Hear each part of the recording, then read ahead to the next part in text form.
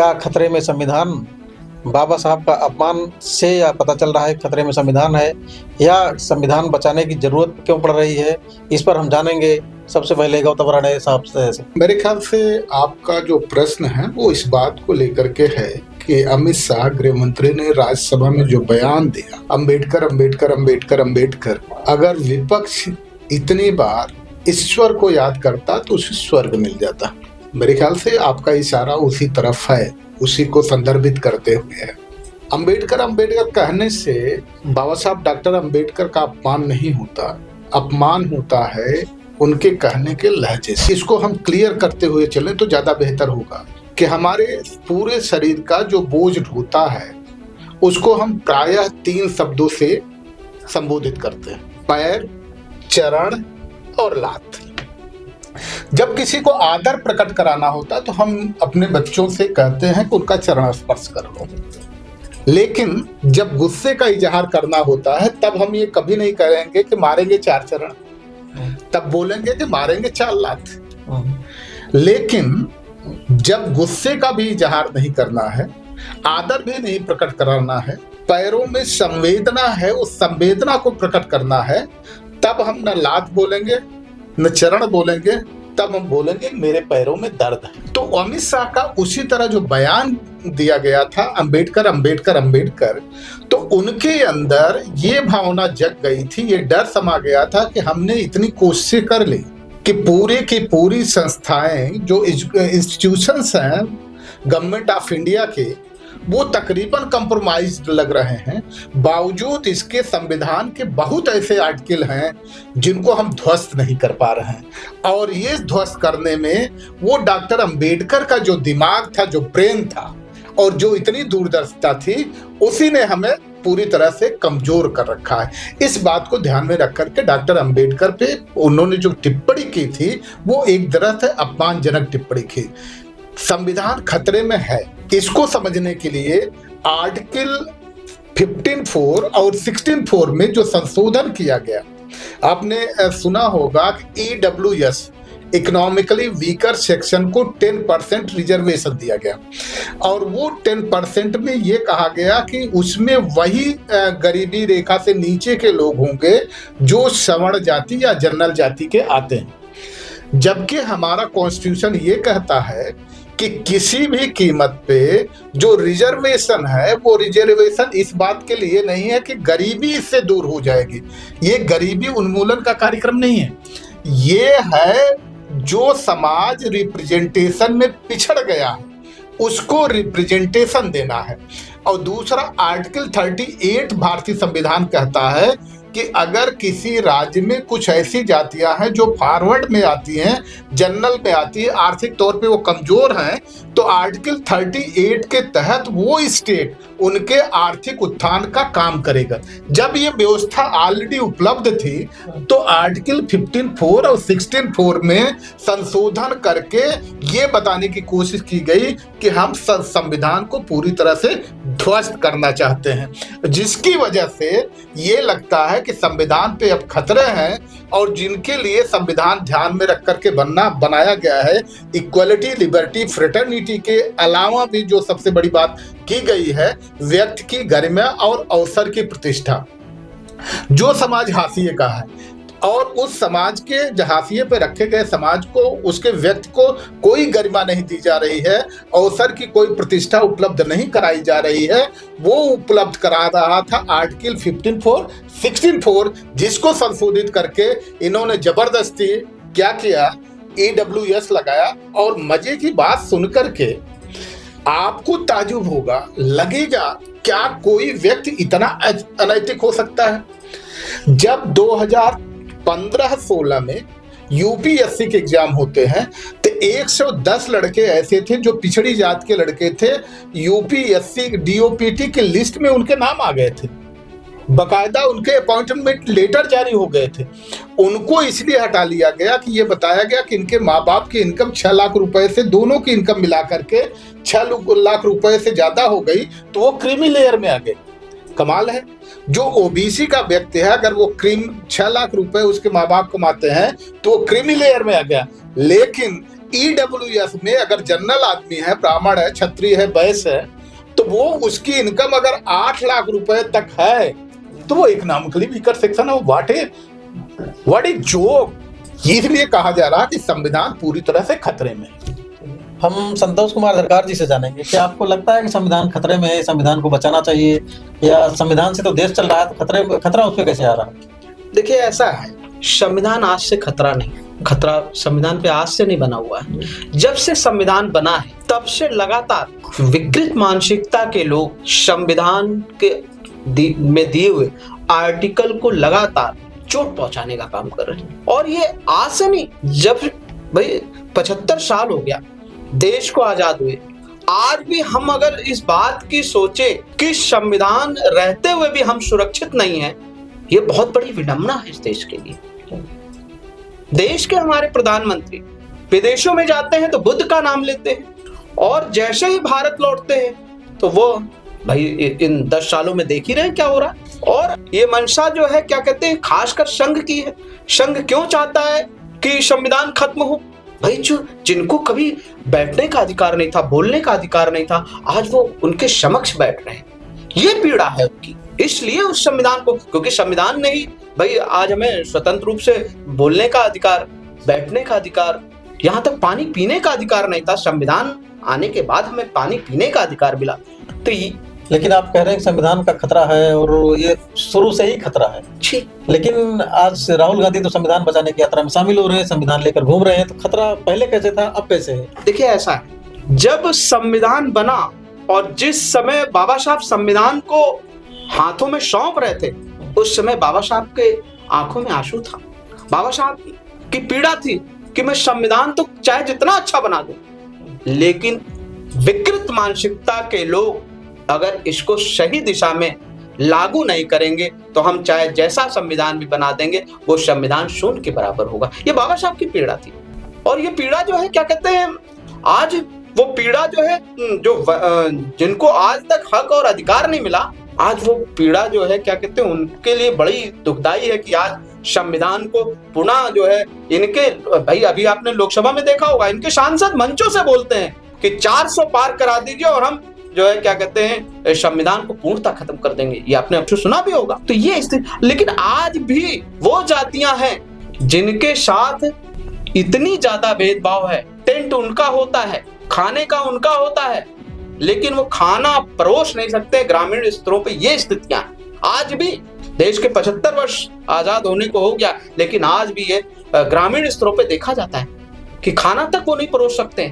तो ये स्थिति है, और इसीलिए इनको विकृत मानसिकता के लोगों, खासकर विकृत मानसिकता के जो लोग, उनको आज अखरता है कि ये जिनको खाना खाने के लिए लाइन में बैठाते थे, आज ये हमारे साथ कुर्सियों पर बैठ करके खाते। इस वजह से ये पीड़ा है संविधान। इसलिए संविधान को जो है तार तार करने पे लगे हुए हैं, और वो पुनः स्थिति मनुस्मृति को लागू करना चाहते हैं, क्योंकि मनुस्मृति में तो भाई ये बराबरी का हिस्सा नहीं था ना। यहाँ तक तो महिलाओं को जो है, क्या कहते हैं, पढ़ने का अधिकार नहीं था मनुस्मृति में। तो ये तो संविधान ने भाई इस चीज को, सर, संविधान में पिछले लगभग 20-25 सालों के बीच में यूपी बिहार में बसपा, सपा या आरजेडी और उनकी जेडीयू की सरकारें रही। ये सब ओबीसी या एससी वर्ग की सरकार रही। क्या इस दौरान यहाँ पर समानता और समता की विचारधारा या भावनाओं को कंप्लाइन हो गया था, लागू हो पाया था, नहीं हो पाया था? हम राणे जी से जानना चाहेंगे। देखिए, आपका सवाल यकीनन बेहतरीन है। मैं अप्लॉज करूंगा, इसकी तारीफ भी करूंगा। ये इसलिए कहूंगा कि काफी लंबे समय तक उत्तर प्रदेश और बिहार में सत्ता में लोग आए, लेकिन बाबा साहब डॉक्टर अंबेडकर का जो दृष्टिकोण था, वो दृष्टिकोण यह था कि इस देश में सामाजिक परिवर्तन होना चाहिए, आर्थिक मुक्ति आंदोलन होना चाहिए। दोनों स्टेट के जो इनको मुख्यमंत्री बनने का मौका मिला, उन मुख्यमंत्री बनने वाले लोगों ने कभी भी सामाजिक परिवर्तन की दिशा में काम नहीं किया। उत्तर प्रदेश में शुरुआती जो दौर थे, उसमें क्रांतिकारी कदम बहन मायावती जी ने जरूर उठाया था। और आपने देखा होगा कि कहीं पंचशील नगर जिला बन रहा है, कहीं कांसीराम नगर जिला बन रहा है, ज्योतिबा फूले नगर जिला बन रहा है, संत रविदास नगर जिला बन रहा है, गौतम बुद्ध नगर जिला बन रहा है, भीम नगर जिला बन रहा है। ये सारे जिले बन रहे थे। सिद्धार्थ नगर जिला बन रहा है, उधम सिंह नगर जिला बन रहा है, कौशाम्बी जिला बन रहा है। तो उस समय ऐसे लगता था कि सांस्कृतिक परिवर्तन हो रहा है। लेकिन हमें ये लगता है कि हमारे देश की जो खास तौर से ब्यूरोक्रेसी है, जिसे भारतीय संविधान ब्यूरोक्रेट नहीं मानता है, भारतीय संविधान उसको पब्लिक सर्वेंट मानता है, लेकिन इन्होंने अपने आप को ब्यूरोक्रेट के रूप में किया। तो इन्होंने क्या किया, धीरे धीरे जो मुख्यमंत्री थे उन मुख्यमंत्रियों को कंफ्यूज्ड कर दिया कि अगर ये आप जो है इस तरह से बोलेंगे तो जो उसी जाति के लोग हैं, अगर उनको आप मिला के नहीं चलेंगे, उनको आप प्रश्रय नहीं देंगे, तो आप सत्ता में बहुत दिनों तक बने नहीं रहेंगे। लेकिन हम शब्द यूज करने जा रहे हैं, ये मूढ़ लोग ये भी नहीं समझ पाए कि सत्ता में तो पहुंचे हम जिनके दम पे हैं, तो लंबे समय तक सत्ता में बने रहने के लिए भी हमें उनके दम की जरूरत है। ये यहाँ कंफ्यूज कर गए। उनको ये लगा हो सकता है कि इनकी जो अपेक्षाएं थी सत्ता में आने के बाद कुछ बढ़ने लगी, धन की कमी होने लगी होगी तो धन बढ़ने लगे होंगे। उनको जो ब्यूरोक्रेट है, एक्चुअल में डेमोक्रेट उसमें जो है पब्लिक सर्वेंट कहा जाता है, उन लोगों ने ये लगा कि हमें बेईमान बनने के लिए आवश्यक यह है कि जब तक ये डेमोक्रेटिक नेता लोग बेईमान नहीं होंगे तब तक मैं बेईमान नहीं हो सकता। और आप हमारे देश का जो संविधान है, आप ये मान लीजिए कि अगर हमारे देश का पब्लिक सर्वेंट बेईमान ना हो तो पब्लिक रिप्रेजेंटेटिव कभी बेईमान नहीं हो सकता। वजह क्या है कि कोई भी जो भी जीओ जारी होता है वो पब्लिक सर्वेंट जारी करता है, जो भी टेंडर डेवलपमेंट वर्क होते हैं उसके टेंडर वो निकालता है, पेमेंट वो करता है, अवार्ड वो करता है। तो ऐसी स्थिति में सारा चीज वो होता है, वो बेईमान चूंकि बना है। अब आप ये समझिए कि एक डिस्ट्रिक्ट मजिस्ट्रेट है, आप कल्पना नहीं करेंगे कि किसी भी डिस्ट्रिक्ट के पास, डिस्ट्रिक्ट मजिस्ट्रेट के पास 100 करोड़ से कम का बजट नहीं होता। और 5 करोड़ का बजट तो ऐसा होता है, कंटीजेंसी फंड होता है, अब 10 करोड़ हो गया, पहले 5 करोड़ हुआ करता था। उस कंटीजेंसी फंड का कोई रिकॉर्ड नहीं होता, कागज पे ही वो तैयार करते हैं, उनके इलाज के लिए हुआ दिया गया, उनको इलाज के लिए वो दिया गया, उनके इलाज के लिए वो दिया गया, और वो सीधे नकार जाते हैं। लेकिन वही जिलाधिकारी जब कोई पब्लिक का आदमी जाएगा और कहेगा कि साहब मेरे यहाँ हैंडपंप नहीं है, पानी की व्यवस्था नहीं हो पा रही है, वो हमारे यहाँ तमाम डेवलपमेंट के काम नहीं हो पाए, वो नहीं व्यवस्था हो पा रही, आप उसको करा दीजिए, तो डिस्ट्रिक्ट मजिस्ट्रेट इतना होशियार होता है, सीडीओ के पास भेज देता है। और सीडीओ छूटते ही कहता है अरे आपके विधायक जी हैं, आपके सांसद जी हैं। तो विधायक और सांसद को केवल जो है पूरे साल भर का 5 करोड़ मिलता है, और 5 करोड़ में वो केवल 50 गांव में हैंडपंप लगवाना चाहे तो नहीं लगवा पाएगा। जिसके पास 5 करोड़ मिलता है उसको सीडीओ बता रहा, और जिसके पास 100 करोड़ का बजट है उसको नहीं बता रहा कि हम ये कर पाएंगे। तो ये जो जब तक कोई इस तरह का डेमोक्रेट नहीं आएगा जो नैतिक होगा, इनके ऊपर लगाम लगा सके, अगर वो ईमानदार होगा तो निश्चित तौर पर इनकी बेईमानी पर लगाम लगेगा। उसी तरह से जरूरी ये है कि हमारे देश की जो व्यवस्था है, सबसे दुर्व्यवस्था ये है कि किसान सबसे ज्यादा परेशान है, मजदूर सबसे ज्यादा परेशान है। कमाल तो ये है कि जैसे ये अभी तक हम सोच ही नहीं पा रहे कि क्या कॉलोनाइजेशन जो इसका हुआ था या कॉलोनियल जो इरा था वो खत्म हुआ कि नहीं खत्म हुआ। डिस्ट्रिक्ट मजिस्ट्रेट जो हमारा एक तरह से पब्लिक सर्वेंट है, हमारा नौकर है, हमारा सेवक है, वो मिलने से मना करता है। और जितनी भी सुविधाएं डिस्ट्रिक्ट मजिस्ट्रेट को मिलती है आप कल्पना नहीं कर सकते। 3 गाड़ियां उसके पास होती है, बंगले होते हैं, फ्री का पानी होता है, फ्री की बिजली होती है, फ्री का पेट्रोल होता है, बीबी अलग गाड़ी से चलती है। वो ये कैसे जाएगा, ये पैसे कहाँ से आते हैं? ये जब तक बेसिक सवालात नहीं उठेंगे, जब तक बेसिक सवाल उनके नहीं किए जाएंगे, तब तक ये स्थितियां बदलेंगी। और ये जो आपने बिहार और उत्तर प्रदेश के स्टेट की बात की, कुछ समय तक बहन मायावती जी ने जरूर किया था, इसके बाद वो भी उन्हीं के बहकावे पे आ गई। और बिहार में तो ऐसा कभी हो ही नहीं पाया था, सामाजिक परिवर्तन की दिशा में कभी सोचा भी नहीं गया था। ब्यूरोक्रेट्स और पब्लिक सर्वेंट जी इस पर थोड़ा दर्शकों को बता दीजिए कि वो लोग समझ जाएं कि दोनों में अंतर क्या होता है। देखिए, ब्यूरोक्रेट जिनको आप आईएएस और आईपीएस कहते हैं, उन्होंने अपने आप को ब्यूरोक्रेट बना लिया है। जो संविधान की भाषा है, संविधान में वो ब्यूरोक्रेट नहीं है, वो पब्लिक सर्वेंट है। इसको पब्लिक सर्वेंट है। बेहतर समझने के लिए ये समझा जाए कि जैसे एक वकील साहब थे, कचहरी में बैठे थे, पोस्टमैन आया, टेलीग्राम पकड़ा, टेलीग्राम में लिखा था योर वाइफ विडो। वो बड़े भौचक्के हुए, अपने साथियों से कहा कि यार मेरी पत्नी विधवा हो गई, मुझे क्या करना चाहिए। फिर वो बार एसोसिएशन के पास गए, बार एसोसिएशन के अध्यक्ष को कहा कि साहब आज रेफरेंस हो जाए। तो बोले आखिर हुआ क्या? बोले साहब चलिए फुल डे ना सही, हाफ डे रेफरेंस कर लीजिए। बोले हुआ क्या? उसने टेलीग्राम पकड़ाया।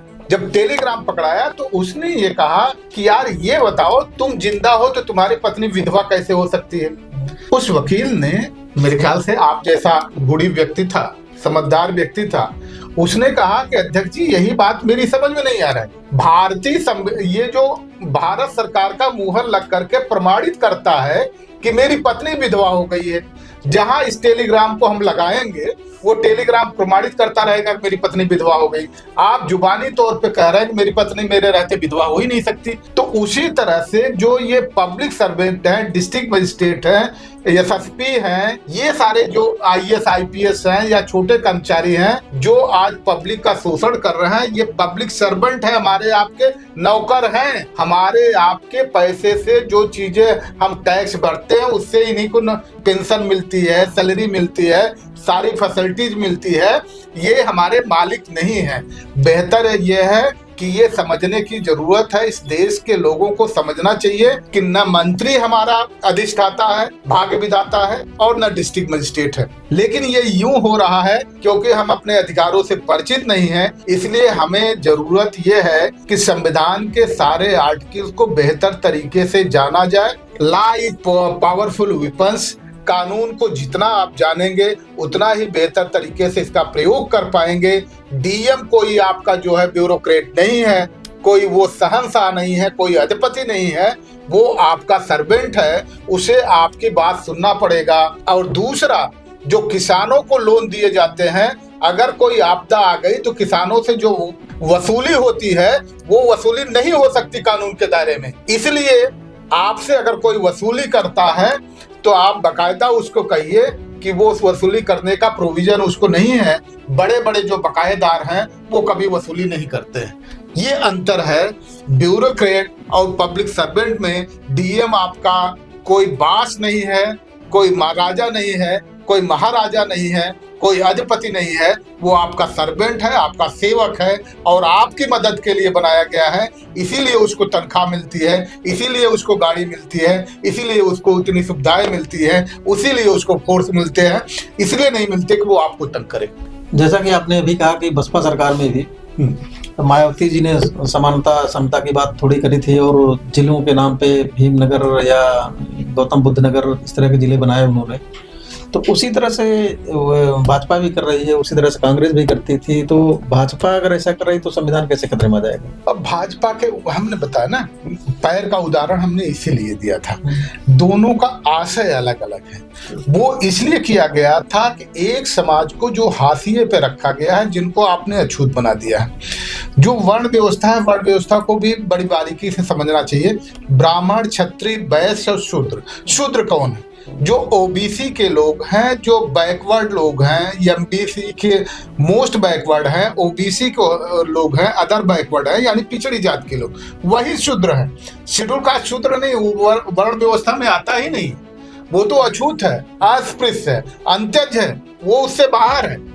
तो इसलिए ये जो कर रहे हैं, ये इसीलिए कर रहे हैं। और चूंकि इनके जब महापुरुषों के नाम जो वास्तविक तौर पे काम किए हैं, बीएसपी ने जो काम किया, बहन मायावती जी ने जो काम किया था, वो वास्तविक आइकॉन के नाम पे अपने जो है जिलों का नामकरण कर रही थी, ताकि जो हाशिए का जो समाज है, वो हाशियों के समाज के अंदर स्वाभिमान पैदा हो सके।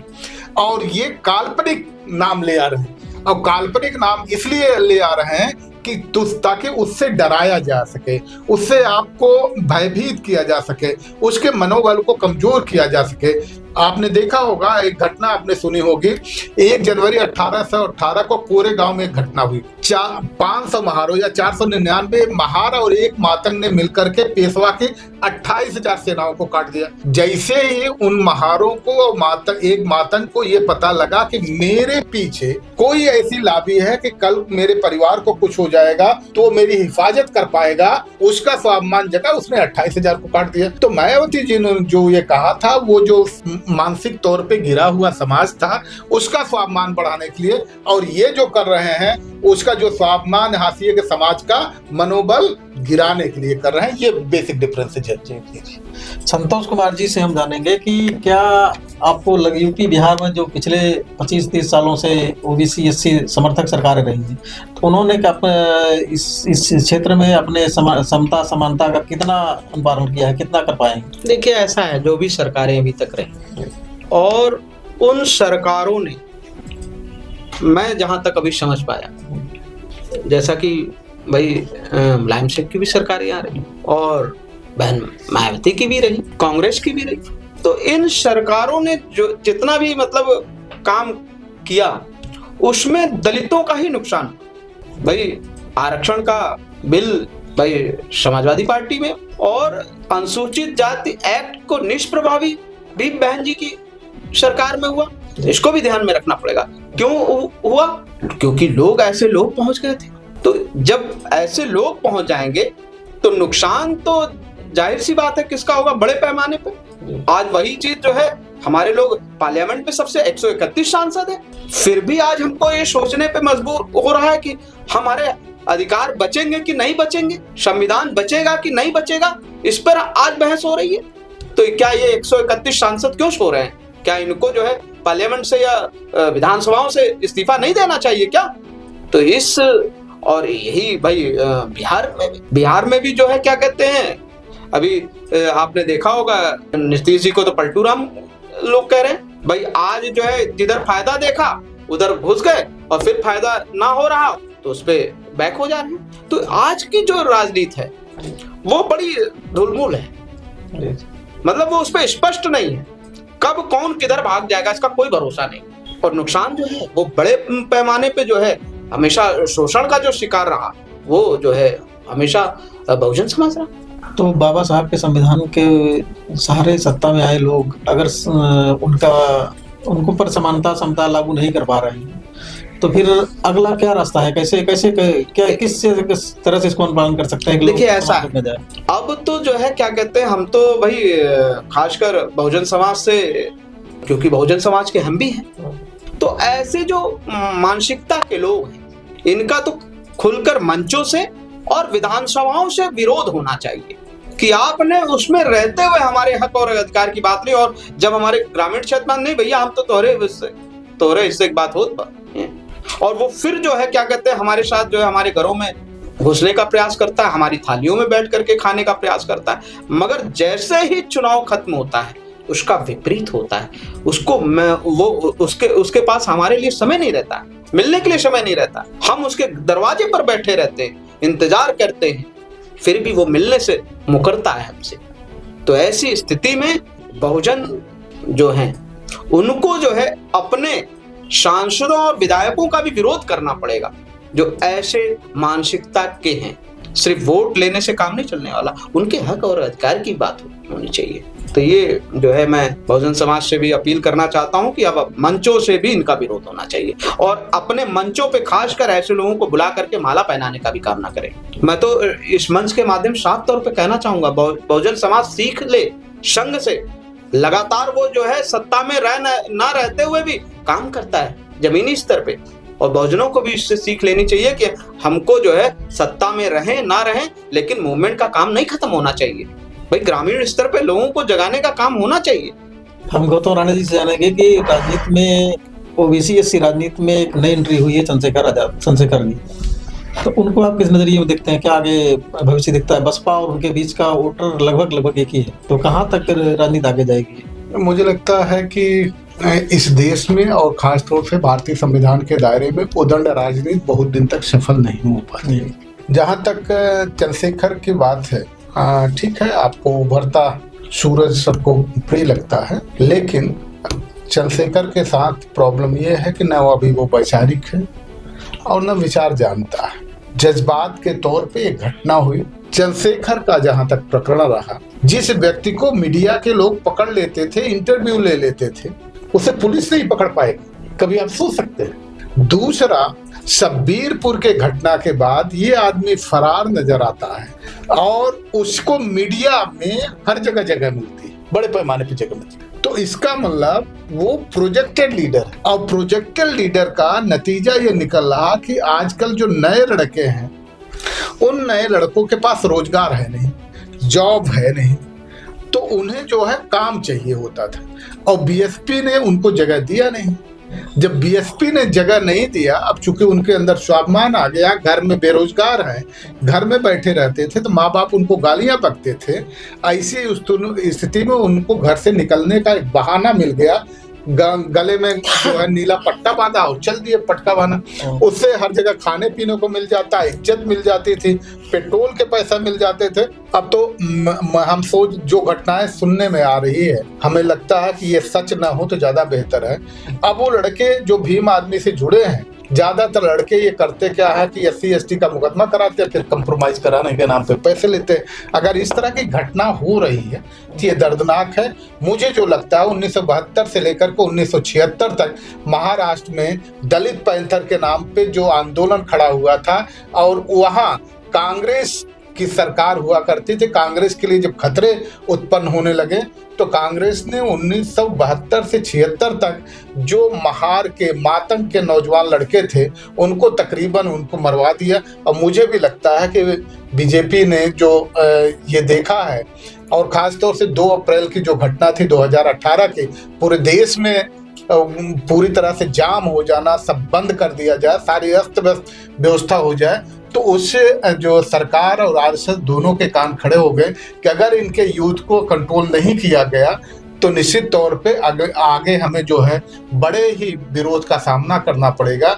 ऐसी स्थिति में साजिशन हमें लगता है इसको लगाया गया। दूसरा एक पॉइंट और आप देखिए कि चंद्रशेखर जब किसी आंदोलन में गिरफ्तार होते हैं तो जो मजिस्ट्रेट की गाड़ी होती है उसको फ्रंट सीट मिल जाती है। इवन राहुल गांधी अरेस्ट होते हैं तो पीछे सीट पे फेंक दिए जाते हैं, और जैसे ही चंद्रशेखर किसी घटना में अरेस्ट होते हैं तुरंत उनको मिर्गी का दौरा आता है, वो हॉस्पिटलाइज हो जाते हैं। ये सारी चीजें बगैर सरकार के सहयोग के संभव नहीं लगती हैं। तो ऐसी स्थिति में लगता है कि इन दोनों विकल्पों के अलावा एक विकल्प आएगा, और बहुत ही जल्दी मुझे लगता है कि आपके समक्ष वो विकल्प दिखेगा।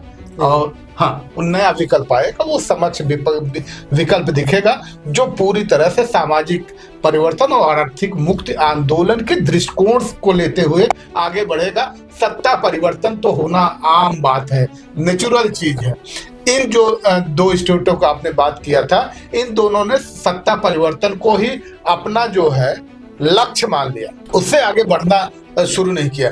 साधन उसको नहीं माना, साध्य मान लिया, और जब भी सत्ता को आप साध्य मान लेते हैं तो पतन शुरू हो जाता है।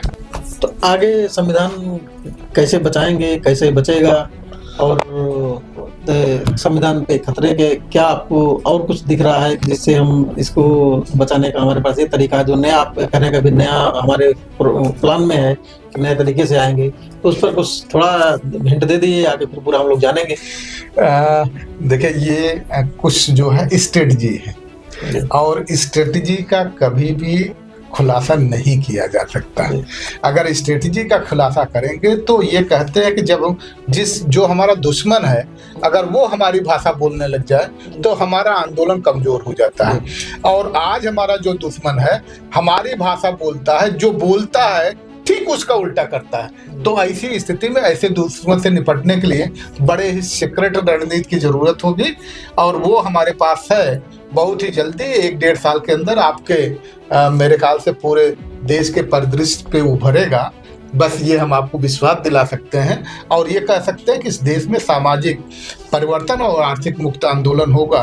कहते हैं कि रंग लाता है लहू दोस्तों मजलूमों का, हाल हर हाल में जालिम का बुरा होता है, आप हर दौर की तारीख उठाकर देखें, जुल्म जब हद से गुजरता है फना होता है, और जुल्म हद से गुजर चुका है। संतोष कुमार जी से हम जानेंगे कि क्या आपके पास तो जो प्लान है आप नहीं बताएंगे, क्या ऐसा कोई प्लान है कि जो संविधान बचाने के जिस तरीके से आप चाहते हैं कि बन जाएगा, तो पिछली सरकारें नहीं कर पाई, तो आगे क्या प्लान होगा जिससे संविधान को बचाइए, या इनके समता समानता का जो सिद्धांत है उसको लागू कर लीजिए? देखिए, जब जब जुल्म हुआ है तो उसका पतन भी हुआ है। जनता अब जो है, क्योंकि जनता जो है अब समझ रही है इस सब चीजों को, और जनता ही मालिक होती है भाई, बगैर जनता के सरकार नहीं बनती है। तो अब जनता जो है ये आने वाले 27 में ये बताएगी कि जनता कितना परेशान है और कैसे उखाड़ना है, ये जनता ही बताएगी। और जनता ही, हम कुछ नहीं कह सकते, ये जनता ही सत्ता में बैठाती है और जनता ही जो है सत्ता से उखाड़ फेंकने का भी काम करती है। 2027 में तो स्टेट का चुनाव है, जो संविधान का जो संशोधन होता है पावर तो केंद्र सरकार के पास है। तो वही तो मैं कह भाई, वो चाहे केंद्र की बात हो चाहे वो विधानसभाओं की बात हो, तो ये जनता ही तय करती है। और जब जब जुल्म बढ़ता है तब जो है सत्ता का परिवर्तन होता है, ये नेचर है। देखिए, एक चीज हम आपको इसमें जोड़ना चाहेंगे, बहुत जरूरी है और उसको जोड़ा जाना चाहिए, कि अभी जो वर्तमान सरकार है वो काल्पनिक आइकान के साथ ला रही है, लेकिन हम वास्तविक आइकान बाबा साहब डॉक्टर अंबेडकर के साथ आ रहे हैं। और ये भी सच है कि उनके काल्पनिक आइकान को कब न्याय देना है, कब न्याय नहीं मिलेगा, ये भी भारत का संविधान निर्धारित करता है, बाबा साहब डॉक्टर अंबेडकर निर्धारित करते हैं। तो ठीक है, अब देखा आपने संतोष कुमार जी को, गौतम राणे जी को। हम अगले प्रोग्राम में फिर मिलेंगे, फिर आज विदा लेते हैं यहाँ से। नमस्कार।